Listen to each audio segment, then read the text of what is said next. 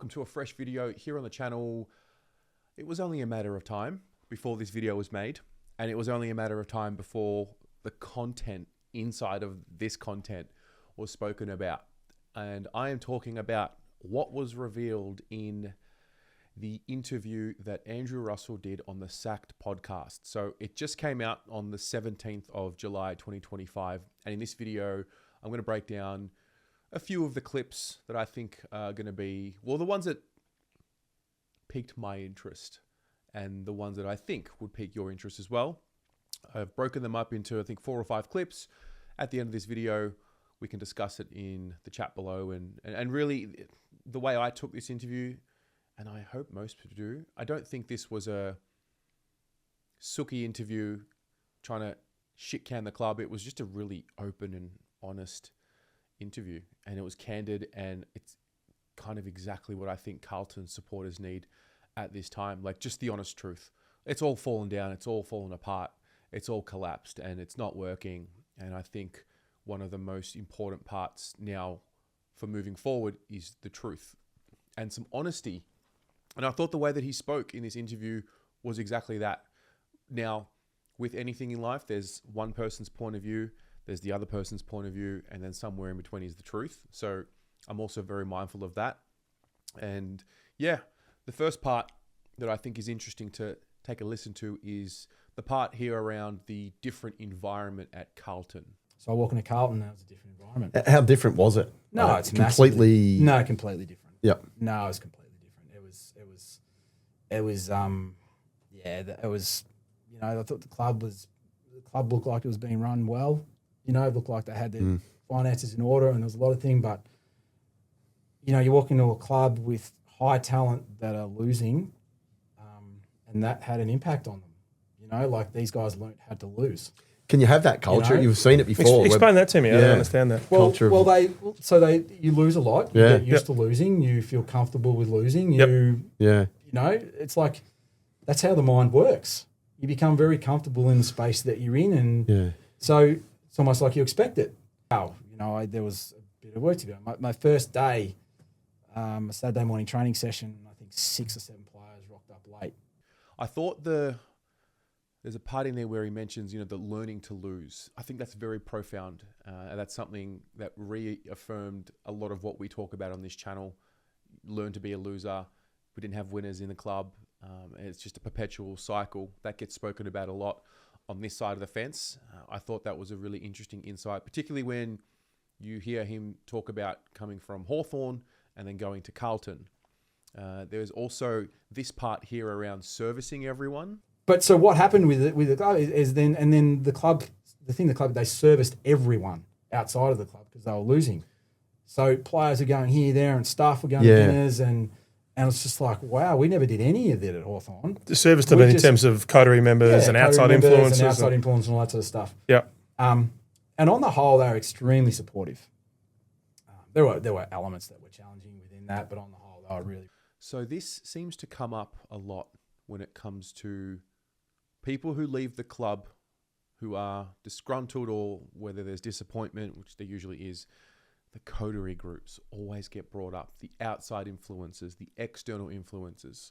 I don't know too many coterie groups. I don't deal with them too much. I sit here on YouTube, talk about it here online. So I'm not really a part of any of these groups. I don't really truly know how they operate and how they have power, if any at all, but they always seem to come up from my point of view. Ever since I've been a youngster and I've just watched coaches come and go, there's always been this theme around the external influences, the power brokers, who's really pulling the strings at board level, and there's the board interest, and then there's these coterie groups. So it was interesting to hear him just lay it out there. He mentioned servicing the coterie groups because, we're losing.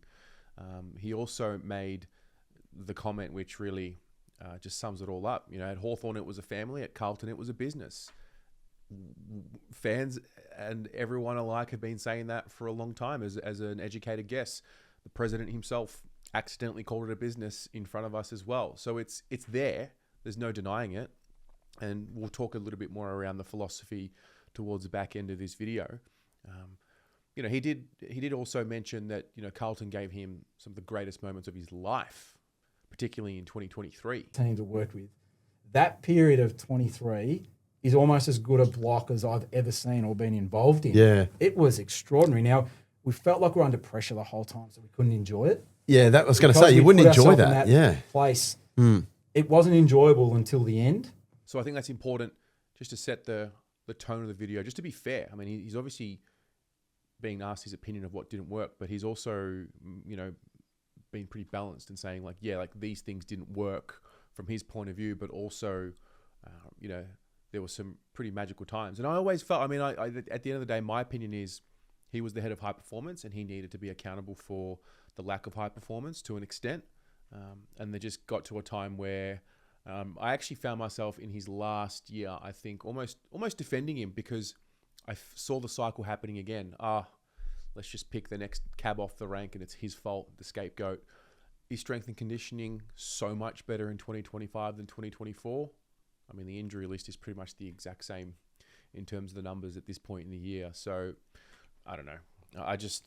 What I felt towards the back end of last year is kind of how it played out. Like, we'll blame Russell, and maybe he did need to go for a new set of eyes on strength and conditioning and a new philosophy, but I don't think he was the sole problem. I think there's a lot of problems that still remain at the club. He went then on to talk around the preliminary final and how it was bizarre, and just listen to how he speaks about the whole situation. I honestly believe that is as equal. We gave that group as equal opportunity to win as any group I've ever worked with, and they didn't take it. Yeah. And that was really disappointing. So they're up fitness-wise. They had the They were Ks in in their great legs. space. And partly because we'd had some issues during the year that we were fresh. Yeah. So it's just like, oh my God, we've got to make the most of this being fresh. Yeah. We're fresh. We're in good shape. Yep. But I don't think we dealt with the moment well at all. Yeah. In the moment. In we the were moment. down by 2 points at halftime. Yeah. It felt like we were down by 10 goals. Really? You felt that? Oh, you can feel that. Yeah. It felt like we were down. And I'm thinking, what is going on here? Mm. We are in a position to play, you know, and in a really good position. And then we actually came back late. Sort of, you know what I mean? Yeah. 16 points. Yeah, you only didn't get beaten by much in the end. Yep. And Then we get cheered off like we've won. yeah. Phenomenal. So Like I come out of a prelim final, every prelim final I've been involved in, gutted. This one was, and I'm thinking, what aren't they seeing here? Is that the crowd? This is a moment lost. This is a moment lost. Yeah. And not many people were seeing that. They were seeing excitement, looking to the future, and I get that. So is that being comfortable in mediocrity? Explain that phenomenon to us. I don't think it's that. I just think they'd come from so far. Yeah. And, you know, and even within the year, it comes from so far that everyone was feeling like, wow, that was pretty special. And it was. What struck me here was how they felt the home game atmosphere, one. How he felt the group was given the best opportunity to win. And even though there were injuries in 2023, players came back and there was a freshness about them. He has spoken about Sam Walsh, and, you know, he missed a bit of that 2023 season, but came back in time for some games and then played finals and obviously won best finals player. So I didn't realize how confident he was and they were on the inside. And then obviously, you know, getting cheered off after the prelim is a really interesting thing to hear because he's come from Hawthorn. He goes on later to talk around when Hawthorn first started making finals, and, you know, when you're not there for so long and then you get there, you can have this sense of, okay, everything's going okay. We've done something. And again, maybe that crept into the group. I mean, definitely crept into the fan base. We were a fan base that hadn't seen it for a long time. And for people like me, it was the Jeffy Garlett elimination final, hurdling over players, and the Chris Judd goal. That was the pinnacle of Carlton experience. So, of course, you get to the prelim in 23. We had gone through so much turmoil and they got clapped off. And from my point of view, I remember being there. I was on the other side of the ground when that happened. And I thought, I mean, it's interesting. I thought it was powerful at the time that we've lost a prelim, but we're behind you. Okay, we forgive what's happened and away we go. And that's what it felt like from my point of view. So it was really, I think, refreshing to hear his savage point of view on that he didn't really resonate with what's happening. We've just lost a prelim and we've blown an opportunity to make a grand final and we're getting clapped off. So I'd be curious to get your thoughts on that. You can share them in the comments below. And then the next one was around 2024. So his last year. We have heard and seen little bits and pieces around the leadership structure and how it changed. So him reflecting on 2024. Yeah, last year. So you didn't have full autonomy for the program. What does that mean? Well, look, pretty simple. There was a leadership structure set up. Yep. There was a different leadership structure, and my position was different to what it was. So, Only in that last year, or well, it sort of evolved to that. Yep. You know, over the last sort of 2 years, it sort of evolved to that. There were lots of views within the footy department. There were, you know, the leadership structure was quite flat. I wouldn't set it up like that. You know, that's where I wasn't at my best, and you know, there was, you know, after the review didn't do good things for lots of people at the football club. Lots of people went to self after that review. Self-preservation. Yeah. So anytime we'll challenge, people went to self from that point in time. And then you had a group that had nothing to do with it. So it's quite bizarre, you know, that came in, the new sort of coaches. Yeah. So the coaches came in, everyone else was the same. So I think, you know, that, and so in the end, it's just like someone's got to make the call. And the responsibility was sort of diffused across many different voices about what should have been done. And I worked really hard. To do. I did an internal review on everything we were doing, and I was robust. I was robust on myself. I was robust on everyone else. Yeah. I was robust on everything. And the longer you're in the game, I tapped into different areas. So I would challenge people within around, what are we doing with recruiting, and what are we doing while we're playing? Well, what do we do? You know, mate, like, this is what I'm seeing. I've been around. I've seen a lot. Yep. And some people didn't enjoy that. Some people didn't like. You're a bit too robust with your criticism, with your accountability. Yeah, some people didn't enjoy that, and so that's fine. But that's an environment that, you know, it was the program had the least amount of me in it than ever in the last year. Yeah. And so if blokes got, so, you know, you're told to stay in your lane. The president says, you walk off the ground, he says, Jackie, staying in your lane. It's sort of like, well, guess what? You know, it's like saying to the coach, you're the coach, but you have no control over stoppages. yeah, You just got to work on other stuff. The stay in your lane comments, I still remember that sort of coming through to the surface in sort of reading in between the lines of some of the articles and some of the pieces of media that we saw. Just sounds like dysfunctional. That's what it sounds like to me. And the brutal honesty that he mentions here around, you know, the guys that hadn't done the work are the ones that constantly broke down. So it's pretty straightforward. Curious to hear him specify Adam Chera as one that definitely did do the work, but he just broke down for reasons that may be out of his control. And then obviously there's the next part around the elimination final and playing Sam Doherty. That's always been a contentious issue over the last 12 months. So this is what he had to say about that. The issue for us was a performance issue. yeah, Can he do what he needs to do under the bright lights without being under that pressure? That was the physical side. Is less the game. The game is at its slowest at the end of the year. So the best time to bring players back into play is probably rounds 19, 20, 21, 22, 23. That's when everyone's at their fatigued. Yeah. Motivation's at the lowest because you're either done for the year or you're trying to preserve a little bit for finals. The game is generally not at its highest. So I've always been comfortable bringing blokes back into that time of year. That game is look, it was a risk, but the player was very robust. God. mentally strong. How unbelievable is Doyle, what he's done in his career, how he's dealt with setbacks. He's an extraordinary character, and his ability to perform in the past. So we go back and say, can he perform? And in the past, he's been able to. Yeah. So it's like we have a history of him performing. Yeah. Physically, when he was in great shape, there's got to be a little bit of element of him versus someone else from a coaching point of view.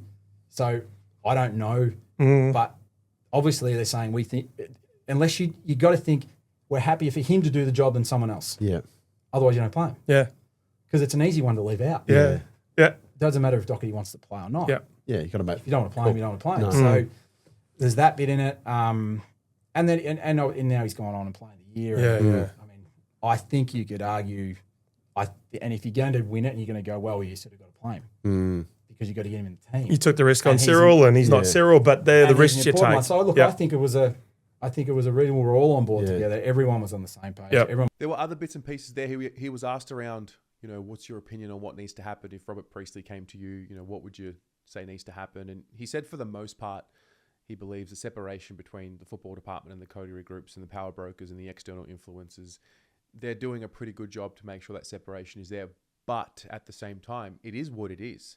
And when things are good at Carlton, the world is great. So I don't think it's fair to just blame coterie groups and external factors. There's probably a bit to blame there, but I think that's important. And then he was also asked around Charlie Curnow. I think Charlie Curnow will go down as one of the success stories in his time at Carlton and getting Charlie back to playing the best football. He spoke about his surgeries, but he just made it really simple. He just broke it down. He's like, when Charlie gets continuity in his training, he plays to the best of his ability. And when he's jumping, he's at his best. And when he's not jumping, he's not at his best. And that's what we're seeing this year. And whether we want to admit it or not, he had a very interrupted preseason, a couple of surgeries, some breakdowns there. And he just hasn't had the year anything close to what his best could be, compounded with form, dropping confidence, game plan going, balls up, whatever. So I'm going to put the link to the full interview in the description below. I highly recommend you listen to it